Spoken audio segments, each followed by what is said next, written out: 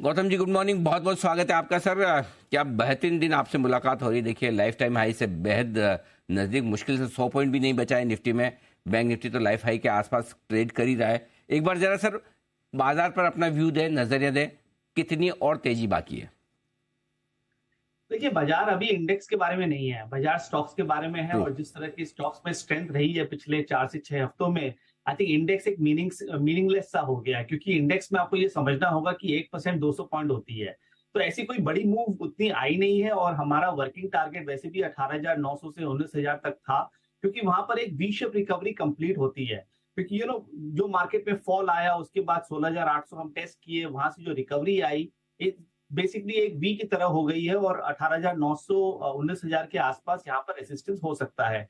Market को अगर आप ट्रेडिशनल हिसाब से देखें तो स्टडीज पे ओवरबॉट है, ब्रेथ स्टडीज ओवरबॉट है। फंडामेंटली भी ऐसी कोई ट्रिगर नहीं है जो कहती है कि यहाँ से बहुत बड़ी तेजी आ सकती है। तो इंडेक्स में मुझे लगता है कि थोड़ा सा एक पुल बैक कभी भी 18,900 के आसपास से आ सकता है।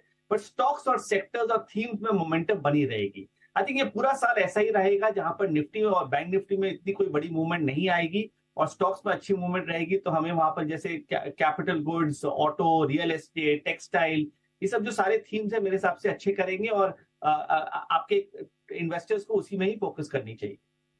ओके, तो इंडेक्स पर फोकस न करें। इंडेक्स के बाहर है बढ़िया एक्शन, जो वहां पर आपके लिए बन रही है तेजी, और एक के बाद एक कई सारे स्टॉक्स जबरदस्त एक्शन में आ रहे हैं। सर, तो पहले दिग्गजों की बात करते हैं। दिग्गजों में कौन से स्टॉक ऐसे हैं जो आपको दिख रहे हैं बढ़िया है, मजबूत है, इंडेक्स से ज्यादा रिटर्न दे सकते हैं, कमाई करवा सकते देखिए, अगर आप टॉप स्टॉक्स में देखें तो सबने काफी अच्छा मूव दे दिया है, चाहे वो एल हो या आईटीसी हो या रिलायंस हो, भारती हो, आईसीआईसीआई बैंक हो, एसबीआई हो, सारे में बड़ी मूव एक्चुअली आ चुकी है। तो मुझे इंडेक्स में अगर आप टॉप 10 या 15 स्टॉक्स को देखें तो इसमें कोई बड़ी मूवमेंट लगती नहीं है। बट अभी भी अगर मेरे को दो स्टॉक अगर पिक करना है तो मैं उसको ऑटो में पिक करूंगा। आई थिंक हम काफी महीनों से हमें टाटा मोटर्स और मारुति अच्छा लग रहा है। टाटा मोटर्स मुझे लगता है कि 600 साढ़े 600 तक इवेंचुअली चला जाएगा, क्योंकि ये कितने सालों का ब्रेकआउट इसमें आया था। तो यहाँ पर अच्छी तेजी यहाँ से भी मिलेगी। तो हर स्मॉल डिप में टाटा मोटर्स में इन्वेस्टमेंट के हिसाब से ऐड कीजिए। और मारुति मुझे लग रहा है कि फाइनली अब ये 5 फिगर तक चला जाएगा, तो वहां पर भी अच्छी तेजी लगती है।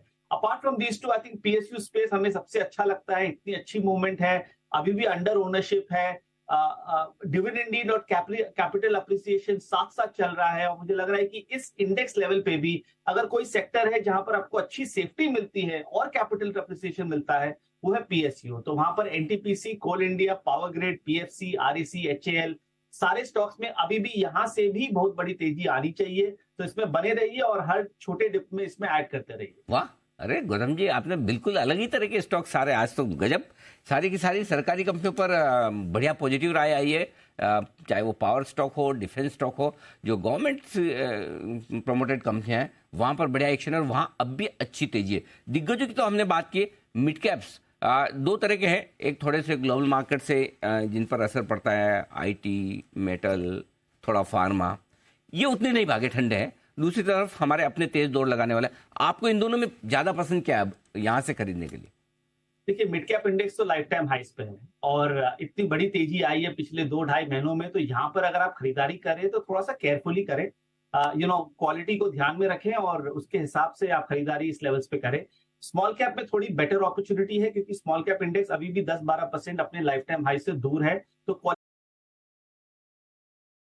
यहाँ से आएगी। तो डॉवा, डिवीज लैब, सिप्ला, ग्लेनमार्क, और यहाँ से अब टर्न अराउंड आ रहा है। अगर आप देखें, जेएसडब्ल्यू स्टील लाइफ टाइम हाइस पे है, टाटा स्टील का सेटअप बहुत दिन बाद अच्छा बना है।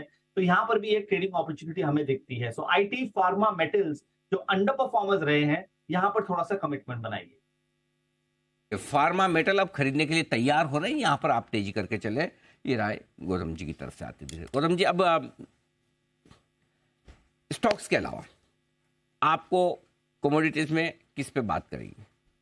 हमारे लिए तो फेवरेट गोल्ड और क्रूड है। आप बताओ, आपने किसके चार्ट देखे और जिस पे आपको बढ़िया व्यू हो वो बताइए।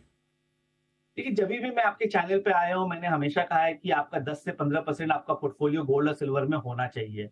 एक महीना पहले ये 2070 तक गया गोल्ड, वहां से हमने 7-8% की करेक्शन देखी। ये काफी नॉर्मल है, और मुझे लग रहा है कि इस साल कभी ना कभी ये $2070 का लेवल क्रॉस करके इवेंचुअली 23-2400 का लेवल तक चला जाएगा। विच मीन्स यहाँ से 15 से 17% की तेजी हमें गोल्ड में लगती है, और 20 से 20-25% की तेजी हमें सिल्वर पे लगती है। वही अगर आप निफ्टी को देखें तो यहां से मैक्स टू मैक्स 20,400 तक चला जा सकता है, which is not much in percentage terms. तो गोल्ड और सिल्वर में डेफिनेटली इस करेक्शन को यूज कीजिए और इसको एक अपॉर्चुनिटी बनाइए लॉन्ग में। तो मेरे हिसाब से कमोडिटीज और दूसरे एसेट क्लासेस को देखें तो ये दो ही पॉइंटर्स है जहां पर सबसे बेस्ट अपॉर्चुनिटी हमें दिखती है। गोल्ड में तो बड़ी तेजी है सर, $2400, मजा आ जाएगा। तो हिंदुस्तान में कितना हो जाएगा, मतलब करीबन करीबन कितना, 70,000? हाँ जी, उसके आसपास ही। और चांदी?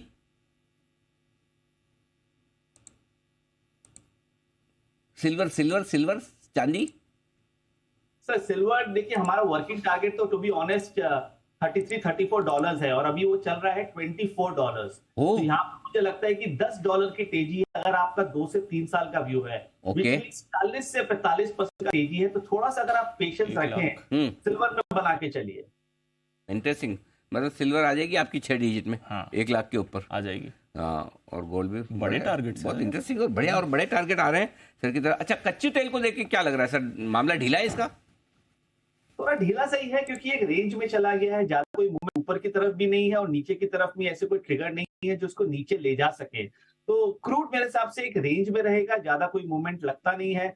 $60 का अच्छा सपोर्ट है, $80 का बड़ा रेसिस्टेंस है, इसी में रहे। और इंडिया के लिए क्या है कि अगर क्रूड एक रेंज में रहे तो सबसे बेस्ट एनवायरमेंट है। तो लगता है कि अगले 2-3 महीने यही चलेगा। अच्छा सर, एक चीज आपने कही भी कि भाई मिड कैप्स वगैरह काफी भागे हैं, पैसा भी बहुत बन गया 2-2.5 महीने में, काफी लोग मिस भी कर गए। देखो वो उस जब नीचे होता है लेने की हिम्मत तो होती नहीं है। अब इंतजार कर रहे हैं, मौका मिलेगा क्या सर, मतलब महीने 2 महीने में कोई एक ऐसा चांस मिल जाए कि जहां 15-20% नीचे मिड कैप्स लेने को मिले, 5-7% निफ्टी सेंसेक्स नीचे आ जाए, ऐसा कोई दिखता है आपको चार्ट्स पर?